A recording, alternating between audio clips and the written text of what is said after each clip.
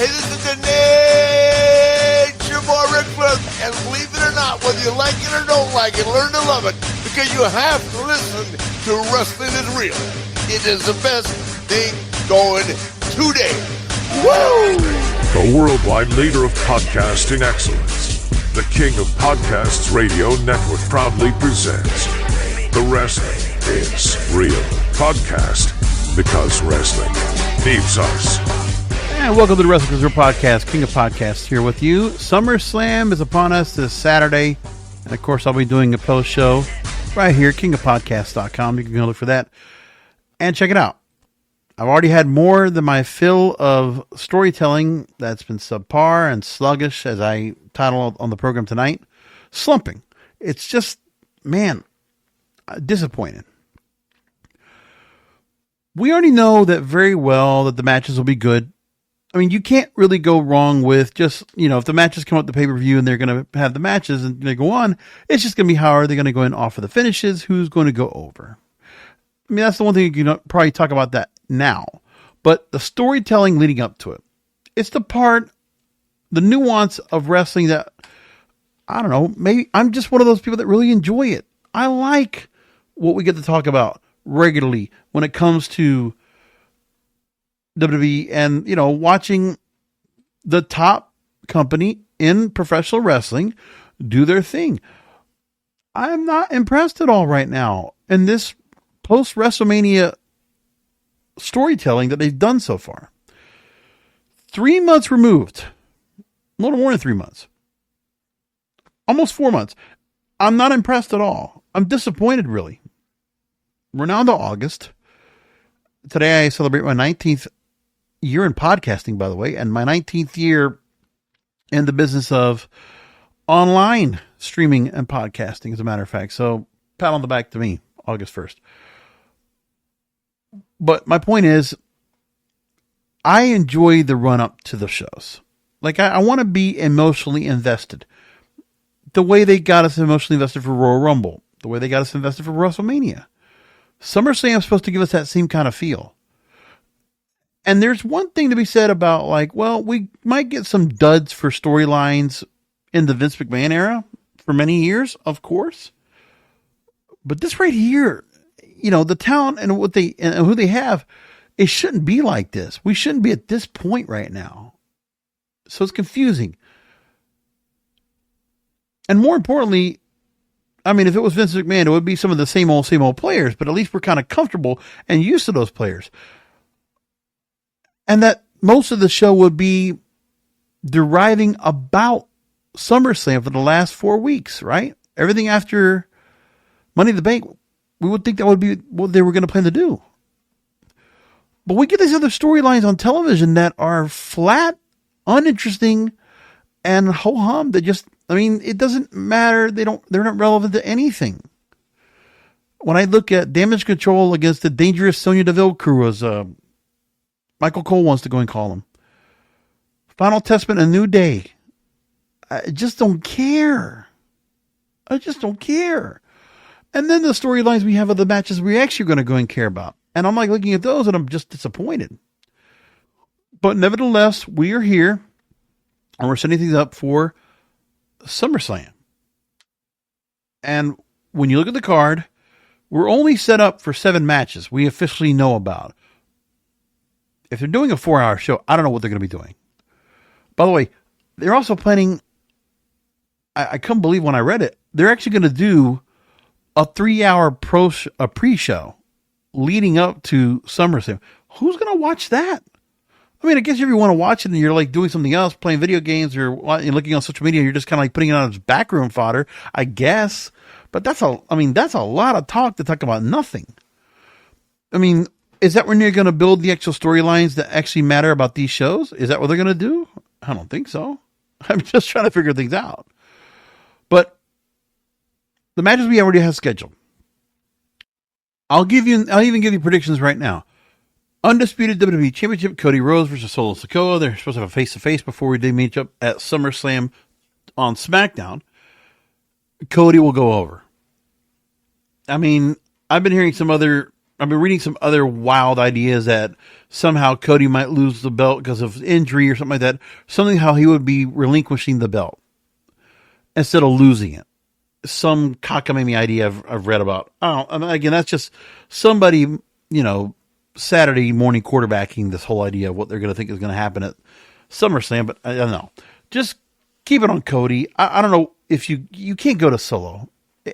You can't do it. You can't do it right now. I don't think they can do it at all. It doesn't make sense to me at all. Damian Priest and Gunther for the World Heavyweight Championship, and I'm going to take Damian Priest. I don't see Gunther going over on this. I mean, if you do it, then you're going to start creating a crumbling of Judgment Day. So Damian Priest loses the belt and turns face. I don't know if we're going to be seeing that. I mean, also the street trash reference. That's the real heat for this. And, as I listen to Vince Russo and Dr. Chris Featherstone on Legion of Raw, I hear the fact that, hey, who's the face in this? And Vince Russo's right. Who is the face? Who's the heel? Can't really define it. So respect. No. I'm guessing Gunther is the one that is the heel here, because I guess Judgment Day is considered faces. Dominic is the one heel. Rhea Ripley is loved. Jada McDonough and Finn Balor are not their heels, I guess. But Damian Priest doesn't feel like that to me, and Rhea Ripley doesn't feel like that to me either. In the state of things right now, the Liv Morgan Rhea Ripley match for the Women's World Title, I feel like Liv Morgan is the heel. I do, because now she's the heel after ruining the clubhouse and attacking, wanting to go and continue to wreak havoc on Rhea Ripley and Dominic. Yeah, that makes me feel like, well, then Liv Morgan goes in as the heel. Took a long time to get there. From Daisy Dukes to her now burning stuff in the trash. It's like she's back to Riot Squad. It's like, well, let's put her back into a character that she's familiar with. So Damian Priest goes over, I think.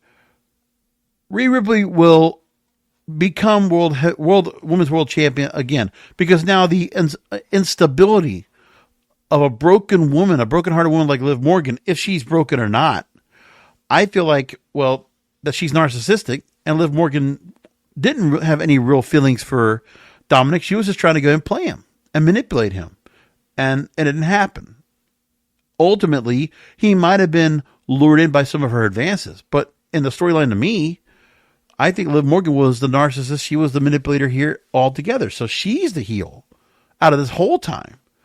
And for the guys who are simping over her because she's wearing Daisy Dukes and looks cute in them, well, then that's what you're going to get. But she's still the heel in this match. So I think she loses everything. I think she loses everything, and Rhea Ripley now takes over. She gets the belt back, and everything is right with the Women's World Title again. She's back to being champion again after her injury. That will be the moment I hope that happens for her. Bayley and Nia Jax for the Women's Championship. I'm going to go on to something here crazy. This is what I think is going to happen. Bayley will win the women's title. Nia Jax will get heat back and will stomp all over Bayley at the end of the match so that Tiffany Stratton can cash in. And Tiffany Stratton will cash in her Money in the Bank briefcase after everything that happened with Bayley destroying her briefcase. And that Tiffany Stratton wins. And she cashes in and becomes Women's World Champion. Book it. I hope that happens. As for Logan Paul, LA Knight, U.S. title, I'll take Logan Paul on the win. There is nothing in this right here at all. I'm going to go into more detail on all these feuds a little bit later on, but that's where I think things are right now with all the belts that we're going to have in the match that we have right now. The IC title, Sami Zayn and Bron Breaker. I mean, listen, the way they're going to get Bron Breaker to get the belt on him, I think he's going to take the belt off of Sami Zayn. I hate this run for Sami Zayn right now. I don't want to have him in it anymore. Like, I just want it off of him because the run as IC champion, they can't book him right. And this whole thing of like, I'll take on anybody and I'll just help everyone and be a Boy Scout and keep meddling myself in the Alpha Academy when it's like it's not worth it, you know? I'll tell you what I would like. If we could have something, take the belt off of Sami Zayn. Let Bron Breaker be IC champion. Let it be. Okay. And then go with Sami Zayn and Jey Uso and let them go after the Bloodline in some way, shape, or form, because the Bloodline, they haven't done any matches for the titles yet. I mean, they should have a thing where if there was a way for the Bloodline, I guess I can't do it because of where they are. I wish the Bloodline with Tama Tonga Loa or Jacob Fatu could be taking on Jey Uso and Sami Zayn. Or if there could be some kind of swap where they go over to SmackDown. Something like that. Because I think I'd prefer to go and see Jey Uso getting back at the Bloodline business and going off with Sami Zayn and going after tag team titles over there. Or, you know, then let Sami Zayn and Jey Uso go after tag team titles and go after Judgment Day. Make that the next thing for them. That works for me. I mean, why not? Same where Kevin Owens is right now teaming up with Randy Orton. Let's just go and do another, duo tag team of stars. Put two big single stars together and see what happens. So, Uso and Zayn. Yeah, I like that. Let's go with that too. Let's build that up for after SummerSlam. That would be a good idea. And then CM Punk, Drew McIntyre with special guest referee Seth Rollins. Obviously, he's going to be in there to do something in this. And my guess is Drew McIntyre wins.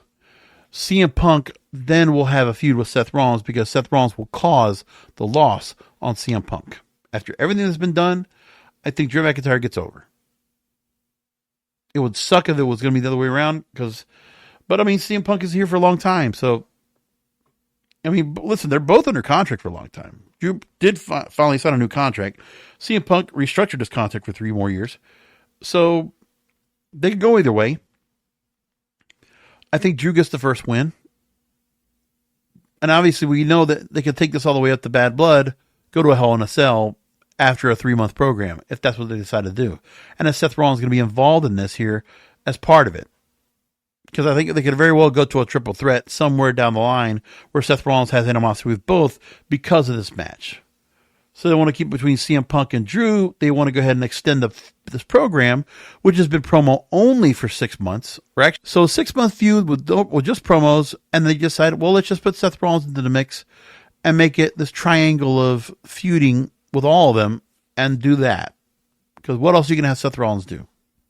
Unless you have Gunther win the World Heavyweight title, and then Gunther takes on Seth Rollins, we kind of do something with that. I don't know.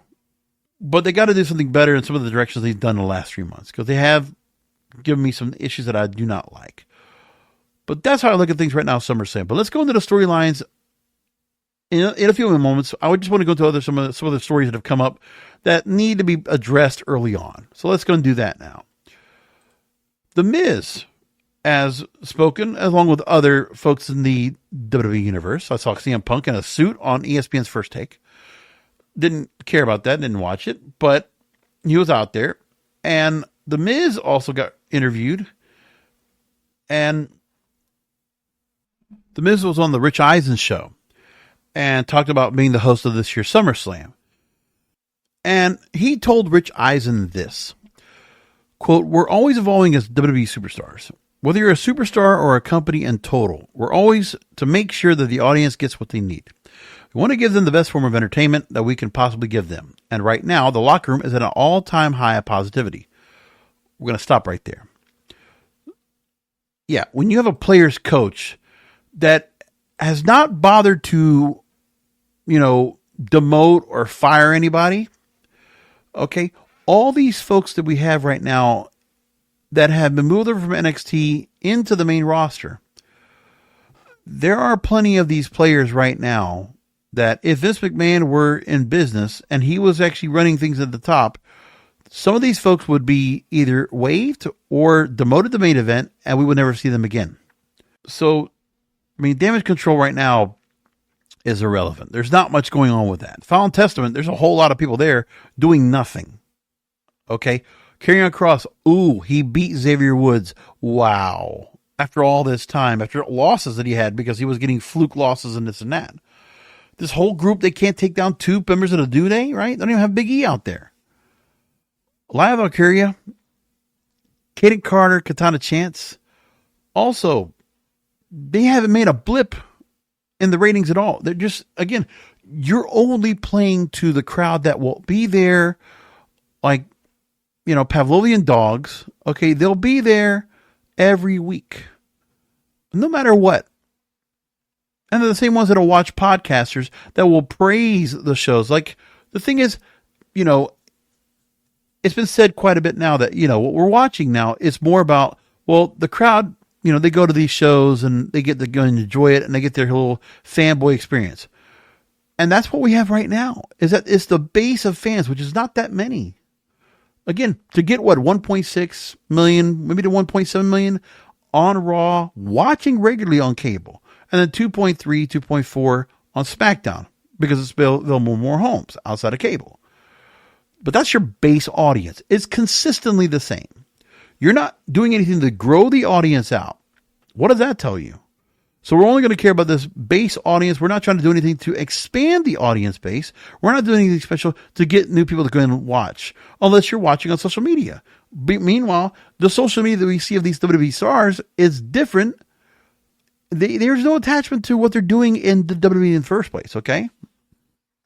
All due respect, you see that too. I mean, look, I see Sydney's Mercer, whatever, Maxine Dupree's character. It's always like, here's a fit check. Here's what I'm going to do. She's a content creator.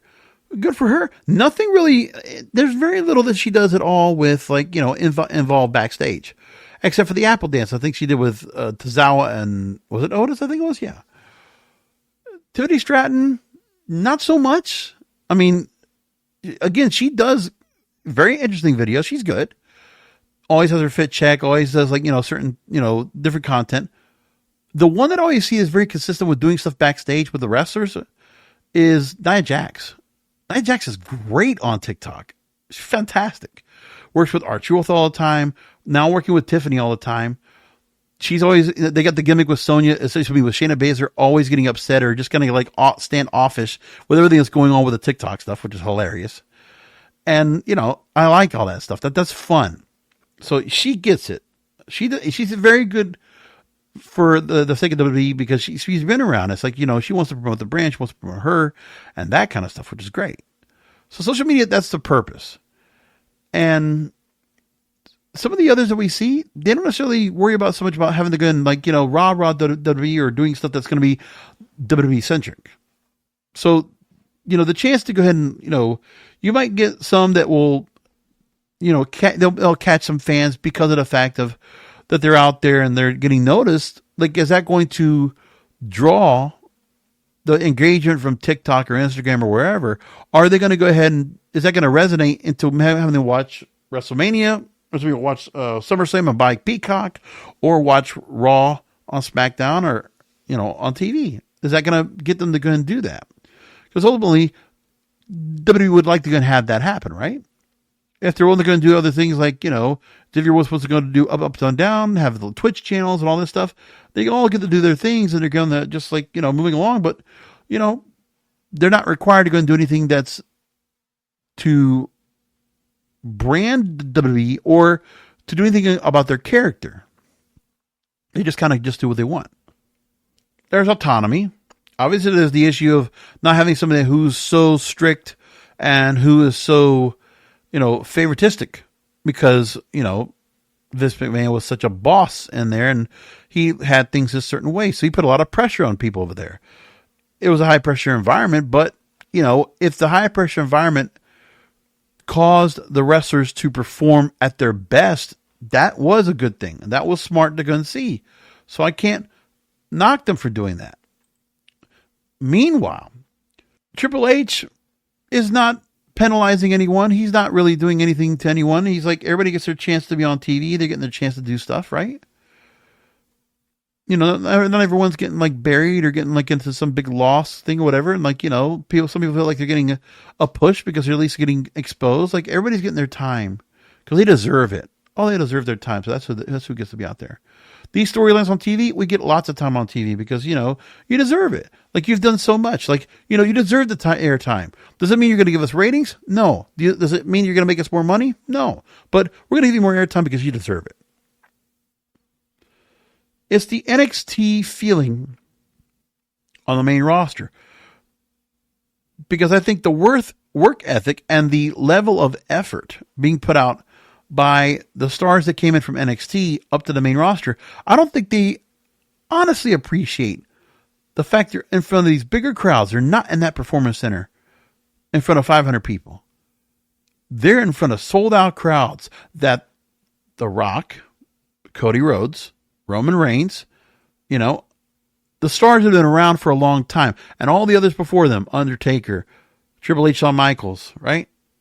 Stone Cold Steve Austin. Remember the legacy of the WWE, right? When they do their things on all cylinders and they bring the legacy back, the part-time players, right? All that part. These stars that come in from NXT that have come up, they're getting to benefit and relish in the sold-out success of WWE that they have no part in creating. They haven't contributed to that success. They're just living in it. They just get to be a part of it. They just get to be involved.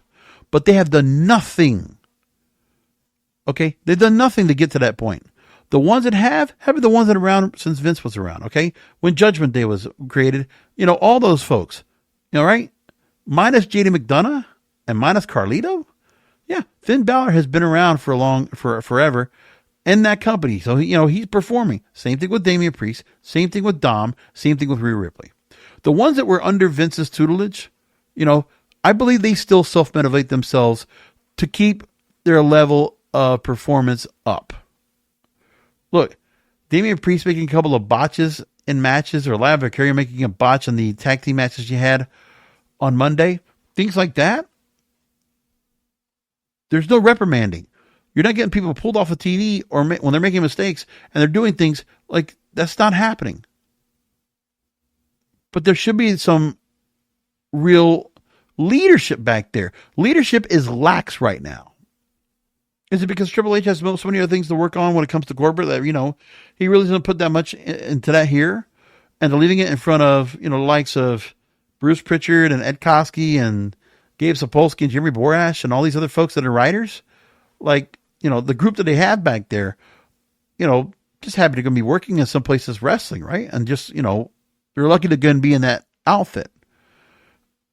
And it's as if like nobody's going to lose their jobs. So I can get the feeling like there are just some of these folks that are in WWE right now and they're just living the good life, living the dream. But they should not be there living the dream. They should actually be performing to their best and getting better and trying to improve their characters. Improve. If there's no gimmick, then create a gimmick. Find something to make you stand out. You just can't be another person that's out there. You can't think that what you were doing in NXT is supposed to just resonate right now. When you go to the main roster, what has always worked is that from NXT, you then create something that becomes larger than life. Then on the main roster, you really expand and amplify the character that you have that coming out of NXT and make them something more. Katana Chance and Kaden Carter, they haven't done that. Whoop whoop with the the lasers and whatever they're doing. No, nothing. Talk to me about Liv Morgan. Has she really amplified her character? No. And there's something to be said about certain stars that are not on the roster right now, regularly doing things. Jade Cargill, Bianca Belair. Explain to me why they're not on TV regularly. Okay, they lost the tag team titles, and there's no storyline about them at all. Why? Bron Breaker is still the same person from NXT. They're booking him badly. Let's just be clear. So if Bron Breaker wins the IC title, that's on pedigree alone, because he can look the part and he can become something out of being an IC champion. I would prefer that better than Sami Zayn right now at this point. Like Sami Zayn, when you gave him things to do and, he was various characters, You might not have liked the whole idea of him going up against Johnny Knoxville in a Jackass match a couple of years ago, but you know what? The character that he made, the conspiracy theorist, the documentary guy, yeah, that was great. We were entertained by it. Him becoming the honorary Uce, we were enjoying that. We were entertained by it. What is he now? There's not even an attachment to that anymore. Like, what's going on here? They buddied up Kevin Owens and Sami Zayn together for a while, and then what happens? No, now we're going to split them apart. Now they're on their own. Sami Zayn's just kind of floundering right now with the whole deal with Chad Gable. Chad Gable also poorly booked. This whole Alpha Academy, switching to Creed Brothers, screwing Alpha Academy again, and never got retribution on him. I guess he did this week, but like this is like what, 6 weeks, or this is like 8 weeks too late? Because it doesn't matter what the Alpha Academy is doing to Chad Gable, because the other focus is that Chad Gable has to deal with Wyatt 6. And the Wyatt 6, oh, their masks are off now. So now we just see them. I mean, it actually helped that you created the Wyatt characters from the Firefly Funhouse and kept them in masks. But now that they're going to be wrestling, now you have to show who they are underneath the masks. So you've just taken the identity, you've taken the mystery out of the whole thing. Now they're just a ragtag group. Is that going to work? I hate it. But that's what they decided to do. Now, I'm off into a tangent. Back to Miz. But my point is, the positivity that's in here is because there is no motivation right now. Everybody's just happy they got their jobs. Yeah, they're not doing anything more or less to get paid more. They're not on the shelf or on the beach, as we would call it, trying to work the indie circuit. I mean, all these folks right now, they're getting the good life right now. They get to go ahead and work in WWE right now with some changes probably in terms of their contracts now with TKO Group Holdings in terms of, not being so much independent contractors. Probably going to get a few more benefits than before, right? And they get to go and have more time with the crowd. They get to go and, do more stuff with the house shows. They get to just, have a good old time. You can only do that for so long as the product is successful. If the money keeps coming in, they keep getting sold out. Hey, man, for Miz, it doesn't matter for him. Like, he's fine. Like, for himself, he's one of the guys who's been around 20 years. For himself, he's got his wife, he's got his kids, and he's made a good living for himself. Like, I bet you that guy could retire right now and move on to other things. He could be doing television, he could be doing movies, he could be doing whatever he wants. So Miz, yeah, he's fine. But the one thing I will say, Miz is always the ambassador. And like, you know what? He's going to speak highly of the company. He would do it just like he would do for Vince McMahon. That's just the guy he is. But now we're at this point where Miz is just like, veteran has been around, but they're not going to put him out on TV as much as he did before. They're just going to put him in the background. Back burner him right now, but he's such an important person for the company. So back to what he was saying, quote, I think that Triple H has really took the reins and made this show incredible. He's given chances to people that may not have gotten chances before, and you see what's happening. Okay, that is not a complete statement. See, when Miz says giving chances to people that may not have gotten chances before, so Vince didn't give chances to everyone. Yeah, you earn it. Or you have to be, worthy of, the ringmaster and say, hey, man, they need to show that they're worth going after the world title. Stone Cold Steve Austin will say it over and over on his podcast, right? If you're not there to be the world champion, then what are you there for? If you're just there for a paycheck, and you're just going to run through the gamut and just like do your job, I don't want those kind of people. I wouldn't want people like that working for me. This is an entertainment brand. So you're not just supposed to entertain. You're supposed to entertain and build virality, build an audience. Like, you just can't be what you were in NXT and just move up. Like, you don't, to get a promotion, you don't just get the promotion because you put in the work.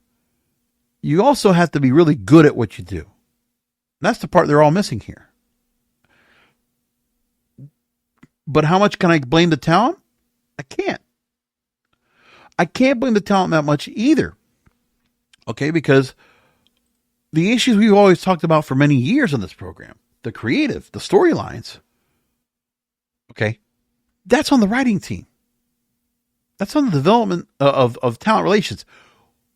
They don't want to go ahead and create something out of new characters. And for whatever reason, these stars, they don't want to create gimmicks. They don't want to go and create some kind of larger than life characters of themselves. They don't want to take a chance on that. Because, you know, if they just want to go along to get along and just be themselves, you know, and just take what's given to them, like nobody's really given any gimmicks, right? We're seeing factions of people that are just like who they are from NXT or from wherever they're from. But no gimmicks. They don't want to do gimmicks. So we're just going to do factions. Like that's going to work. The locker room right now is at an all-time high of positivity. These are not promising words from The Miz. When I read that, I'm reading more into what it is, okay? The noise that he's giving right now, just to kind of like see everything's all, you know, rose-colored glasses and glass half full stuff. No. The cynical side of King of Podcasts has been doing this show, you know, for 12 and a half years. No, I can't do that. I just don't look at it. I've been around watching these shows, watching wrestling for too long to make me feel like, oh, everything is so great. But you can tell that the mainstream media, like, you know, big shows like Rich Eisen to say that. Sure.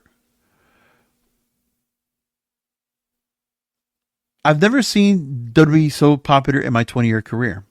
I've never seen so many superstars that we consider what we call over, which means when they come out, the crowd goes ecstatic. But the crowd just gets ecstatic because there's something in their entrance that they might get a chance to go and do something. Like, you know, so if it's Jey Uso, they get to put the lights and go boom, boom, boom, boom. You know, if they go and like sing along or chant with Seth Rollins, or they go ahead and, you know, chant the CM Punk or Cody Rhodes. Yeah, that part.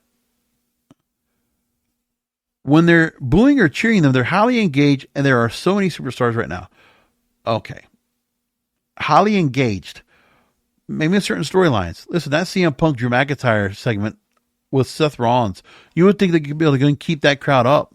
But when they're out there with no talking points or any script to work off of, and they're going 18 minutes of just ramble, that's cringeworthy. 18 minutes.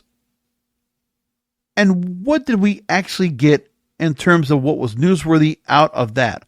Remember, besides what they've done in the pay-per-views, okay? The screw job finishes, or the things that have done to been some either CM Punk or Drew McIntyre on each other in angles, right? Drew McIntyre beating up CM Punk, leaving him bloody in Chicago, right? Or the 3 times that CM Punk has gotten to screw over Drew McIntyre in Scotland, at WrestleMania, right? At Money in the Bank. Okay, all that. And now we're at the point where at the go-home show for SummerSlam, and we get 18 minutes of absolutely nothing. Face-to-face, Seth Rollins, oh, you guys can't touch each other, and there's nothing there. And Seth Rollins is turning heel in front of us as the special guest referee. So what are we getting out of this? Like, they said nothing to each other. And the stupid bracelet, I'm sorry. There is no, I mean, you want to say the sentimental value off of that right there? No, it's not. Come on. It's pitiful. And so now we're at the point where that meant nothing. Liv Morgan not on TV. She's just sitting back there like now she's a nonconformist. She's a goth girl. She's out there, you know, burning all the stuff that she took from the treehouse to destroy it. Okay. They had to tape that. By the way, a lot of tape stuff this week too. Gunther and Damian Priest had to tape each other. Like, you know, there's no heat for that match. Street trash. 1 week, oh, Damian Priest, you're street trash. Next week, oh, your whole crew's street trash. That's all they needed for that part. Like, okay, you want to call them street trash? Why don't we just do a third week where Gunther could have just brought trash in the ring? Here's a trash can. Boom. Here's the trash. This is what I think of you. Nothing about King of the Ring. King of the Ring meant nothing. It's like, okay, I got my title shot. Like, nothing about his accolades about the fact that, listen, Gunther says, well, you haven't really earned your spot to be World Heavyweight Champion. Well, Gunther, we don't give a shit about that. Why don't you talk about your own accolades? Listen, Damian Priest, you don't have the makings to be a champion. You struggle to be a champion. You're not worthy of being a champion, not of the caliber champion that I am. I held the NXT UK title for 2 years. I've held titles all over the world. I held the IC title for 666 days. So, I rarely lose. I command respect, and I deserve prestige as part of that respect. So, I deserve to be World Heavyweight Champion. I won the King of the Ring. I beat 12 other competitors, whatever it was. I won the tournament. I became number one contender for this belt at SummerSlam. I've done more in the last 2 years than you've done in your whole career. Man, wouldn't that be a better storyline than all this other shit they were doing in the street trash? I like it. I wish they would have done that. Would have actually liked the match much better if they would have done that. That's a simple storyline. Simple. And we wouldn't have to do anything with all these packages they're going to put together that mean nothing either. Let's do an epic package with Cody Rhodes. Because Solo Sikoa, I need to see you face to face. Cody, what are you doing, man? Why are they giving it to him? With Cody Rhodes, by the way, again, I can't say this about the wrestlers. This is the storylines. This is the creative team, the writing team. This is on them. They're failing the roster. Okay? They're failing the roster, especially for those developmental talent who cannot stand on their own and succeed. So the writing team needs to give them something to work with. They need to get some ammunition, some fuel, something to generate interest, to generate heat, to generate getting them over. What have they been doing? Right? I'm right now giving you storylines that I'm not asking for a penny out of all this, but I think I'm making sense with what I'm saying here. I really do. Then give me that, and then Gunther wins the title, right? And the whole direction of Liv Morgan and Rhea Ripley, they've taken a lot of time for that. Got it. But those are all established players, right? Liv Morgan's been around this company for a long time as well, just as much as Rhea and Dom. So, they understand this. And so if they're given something to work with, they can work it. Was it executed great? I thought they did the best that they could with the material they were given.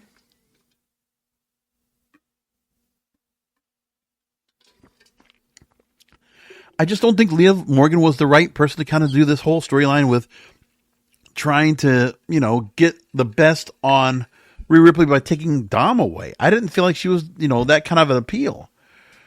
She just doesn't have the kind of acting chops for that. And now Jey Uso wants to go through Rhea Ripley. What are we going to do with that? Is that going to go anywhere? Or is it just something? I don't understand that either. But yeah, Cody Rhodes. In the package that you gave, sure, you want to go ahead and do it where you're doing it somewhere else because you don't want to get attacked again by the bloodline.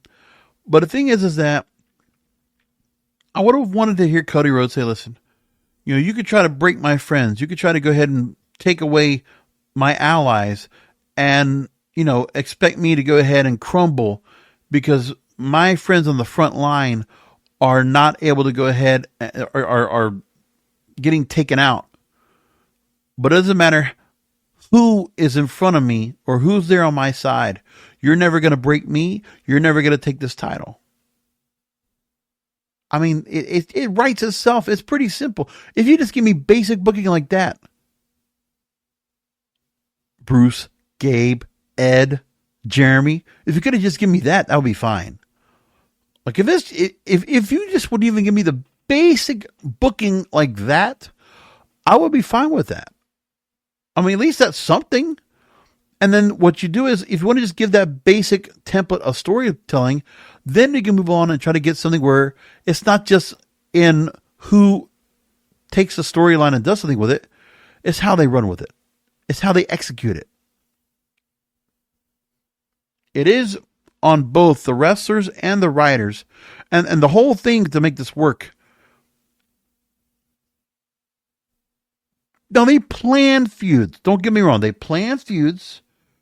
They have an idea of how they want to get to some place, right? They'll have a start and a finish, sure. But it's the middle part of every angle that they create here. It's about strategy and execution, right? The wrestlers have to know how to go ahead and properly take what's given to them by creative and make it work and make it successful. And the writers have to give them something good to work with, and they're not. They should at least be going out to the bullet points. Make sure you get these things cut across before we get to it. Less is more. That's the other problem too. It's a bit sloppy when you're going to see like 18-minute, we're not doing Raw like we did back in the 90s where they all can be 20-minute promos, okay? Don't do that. Okay? I mean, we don't have Monday Night Wars anymore where we have Nitro that would be running off at 8 o'clock with a cruiserweight match and probably have 2 matches already going on before we even get to, a match on Raw, right? Because it always has some featured match. It'll always be like the cruiserweights or something like that, or some featured match for whatever title. And, or they would have NWO, and it would be like a segment that would be that, but like it would never have 20-minute promos like that. Not like that. I think NWO, if they went, would be like 10, 12 minutes. But I don't think they went 20 minutes all the time, unless it was something important. At least in those things, I think it was like that. And then the matches they decided to go and do as well. For TV, they go 15, 20 minutes. They're going to go blow through 2-3 commercial breaks. Why? Especially when you have feuds you're trying to do. I mean, that's the other part too. They want to also give like pay-per-view valuable, almost like pay-per-view length time for matches and storylines that are television based. And I feel like that's something going to be good. It's not either. Now, one thing that is true about this here is, Miz says this correctly at the end. Quote, "It's hard to get on a SummerSlam card. Right now, getting on a PLE is very, very difficult to have a match." Yeah, because they only have 7 right now. And I don't know if they're going to have more space for other matches. But, if they're going to go 4 hours, right? If, in fact, SummerSlam starts at 7:30, they say? Or 8 o'clock, whatever it is. Okay, let's say 7 o'clock. And they'll normally go 4 hours on that, right? 7 matches. So Cody and Solo, is that going to go, like 35, 40 minutes? Damian Priest Gunther goes like 30 minutes? I don't think Rhea Ripley and Liv Morgan goes past 20, or Bayley and Nia Jax goes past 10. And Logan Paul and LA Knight should not go past like 15 or 20. CM Punk, Drew McIntyre, I guess you can go along on that. But you got 3 matches you can go along with, I guess. And same as Bron Breaker shouldn't go more than like 15 minutes either, when I think about it. So covering what I have overall that's already happened so far and the storylines, I said put it in my description, by the way. If you don't take the time to go and look at that as well, I always have some pretty detailed descriptions. When you look at the show, whether you find it on Spotify or Apple Podcasts or YouTube Music, wherever you find it, okay, I always do have a pretty detailed description because I take notes, copious notes, right? And then I generate into Gemini or ChatGPT, whichever one I decide to use it on that week. And then I put some notes together. So again, I've covered everything when it comes to what's going on with SummerSlam and the storylines that matter right now so far and all the things that are doing. So we got that taken care of. You have my predictions. There we go. All right. The other story I have to bring up right now, and this has been an ongoing thing. I might as well talk about it because people are already all up about it all around, throughout the wrestling media. So let's talk about this. Shane McMahon has met with Tony Khan. I haven't brought this up. I didn't think it was really the time to go and bring it up right now unless there's something tangible or something concrete. So a while back, Jim Ross discussed the idea of Shane McMahon joining AEW during his Grilling JR podcast during a Q&A. and it caused speculation about this potentially happening. JR said that McMahon in the promotion would be so crazy it would just might work. And the following week, Conrad Thompson, his co-host, said he heard from a friend who told him that it's not as far-fetched as people think, as Shane has reached out for hypothetical interest. So Dave Meltzer reported that on the AEW side, people who in theory should know have either heard nothing or only heard what Thompson said. And the idea came when a former WWE star in AEW, and it wasn't serious, explained why the key the folks in AEW wouldn't have heard about it. Mercedes Moné and Shane McMahon ran into each other in the airport shortly after this came out, and she confirmed it in her weekly newsletter. Tony Khan has said in past interviews that McMahon was welcome to stop by at any time. Seems like a really nice guy. So now, Wrestle Talk and Fightful report that Tony Khan and Shane McMahon had a private meeting on Monday at a private Arlington airport, and both sides were discussing possibilities moving forward. So the meeting has happened. This is the part everybody's all concerned about. Okay. Fightful noted that Khan had been open to talking with McMahon for a while. However, it was believed that they had never talked or spoken before the rumors about McMahon possibly going to AEW came out recently.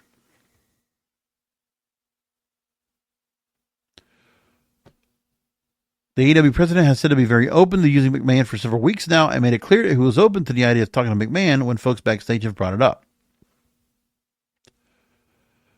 And Wrestle Talk and WrestlingNews.co, Andrew Ravens, I see on Twitter that we now have a picture of Tony Khan and Shane McMahon in a conference room in the same picture. It's legit.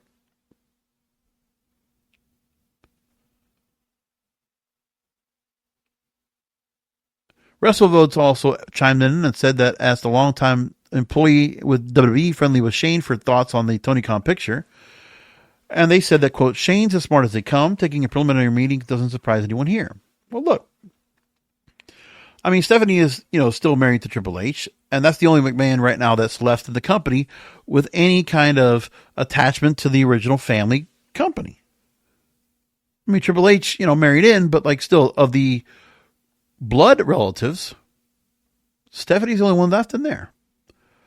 Vince is outcast, and Shane, he hasn't been around. And, when Vince went out, Shane was well before out as well.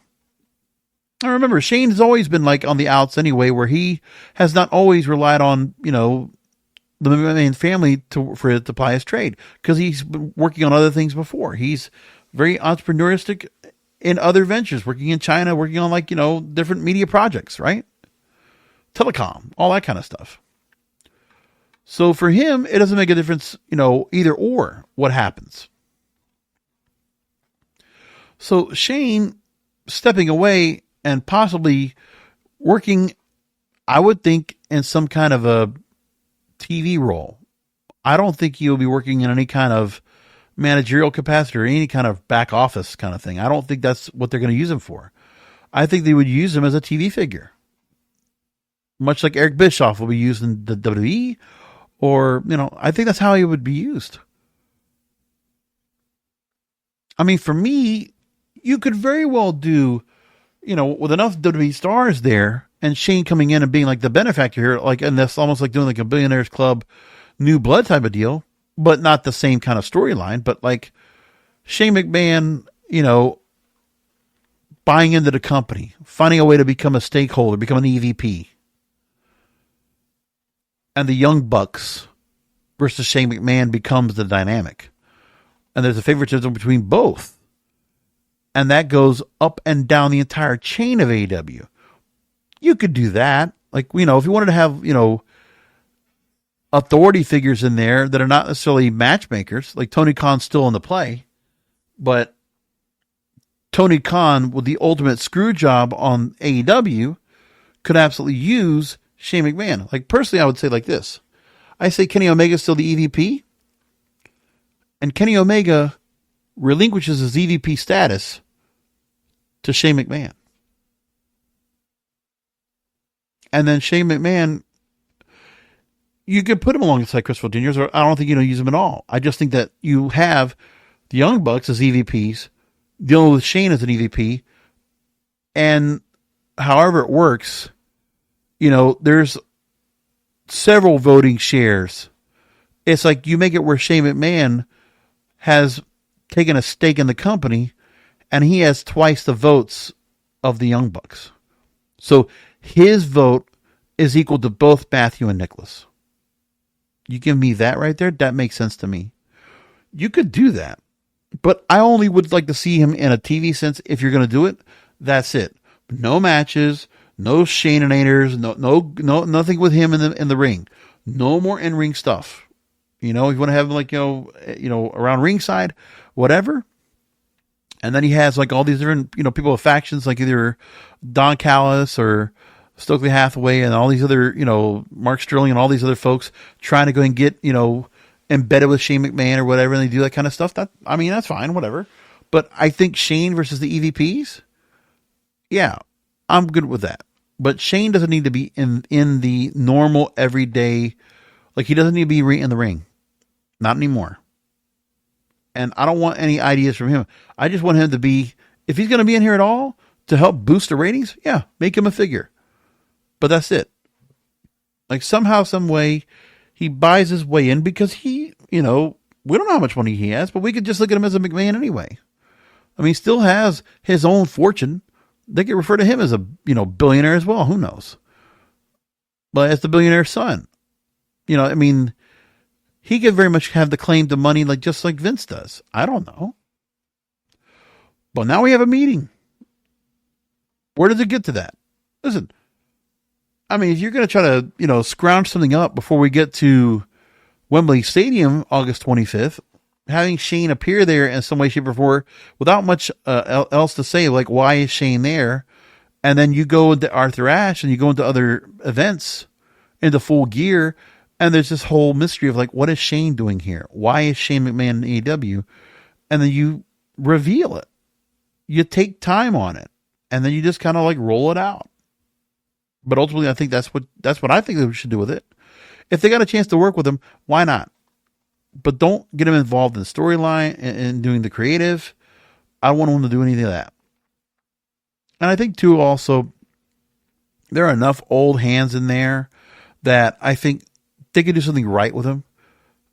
Even when they used Eric Bischoff, I thought they used him well. Like it wasn't like it's like he doesn't. I don't think Tony Khan wants to make anything where it's just like fully something WWE centric or anything close to that. I think he just wants to bring Shane in, and I think Shane McMahon doesn't become like the same old like here comes the money kind of stuff. I don't think he acts like that.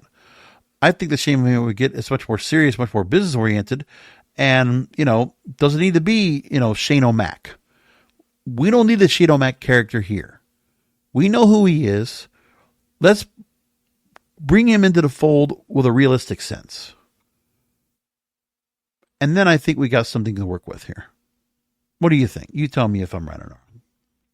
So interesting thing interesting things they did right now with AEW when it comes to setting things up for Full Gear, including the most important thing.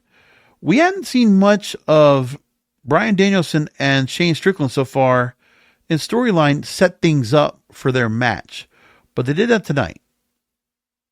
And how important it is right now for Bryan Danielson to set things up so he can go and get ready to have the match. But they made it something big here for Bryan Danielson to really amplify the match. And they immediately made this match extremely important.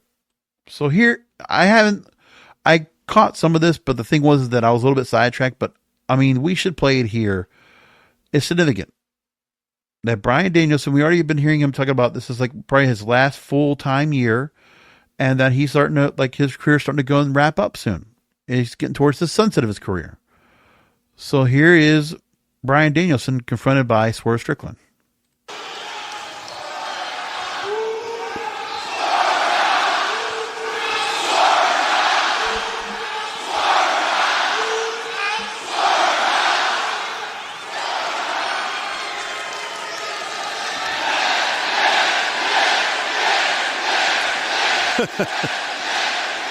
The house is split in half. I'm gonna keep it real with you, for Brian. both of these, which is cool. I respect the hell out of you, man.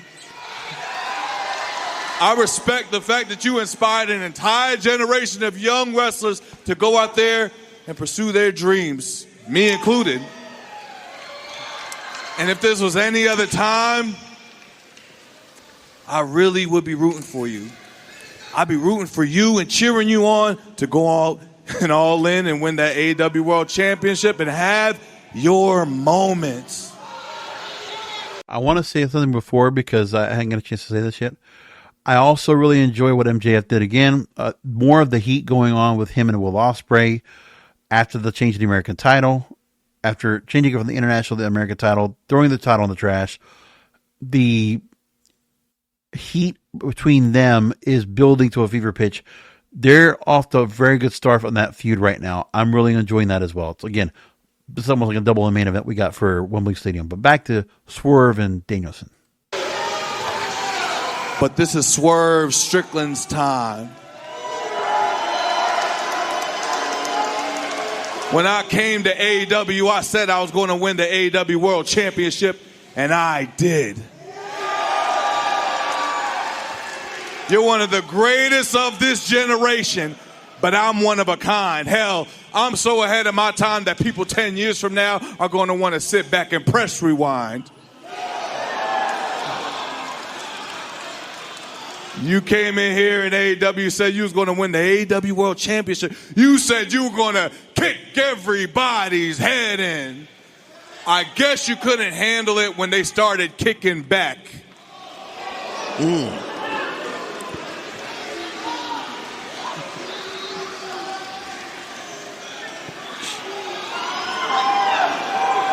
Again, WWE, they missed the boat on Swerve. I'm letting you know right now, Brian.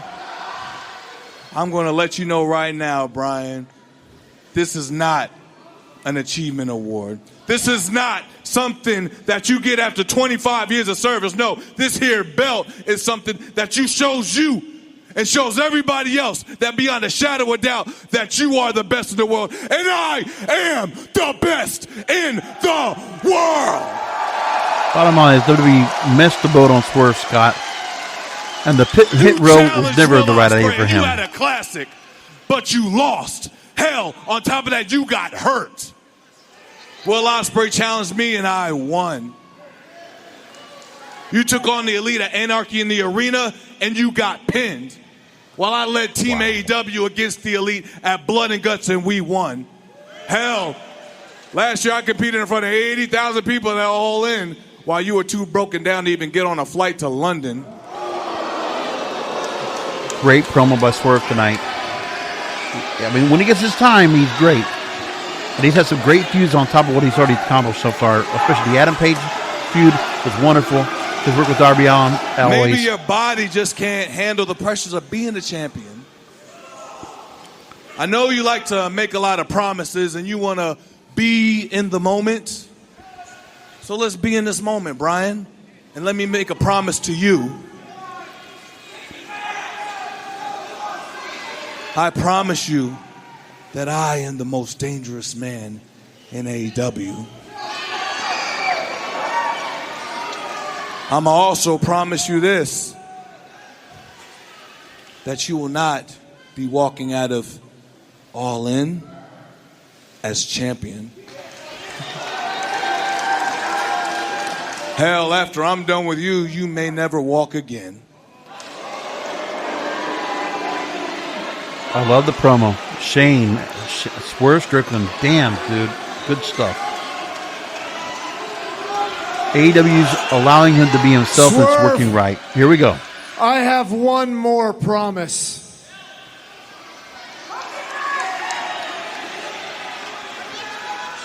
I promise if I don't win the AEW World Championship, I will never wrestle again. Oh, wow. What the hell? Intense. Wow. That is... Danielson, he's been qualifying. This is now unpredictable. His last year as a full-time wrestler, but right. Your title versus my career at All In. Swerve, what do you say? Now they made this world title significant for All In for that crowd. The ante is up now more than enough. Nothing else can be this main event. Nothing else can top it.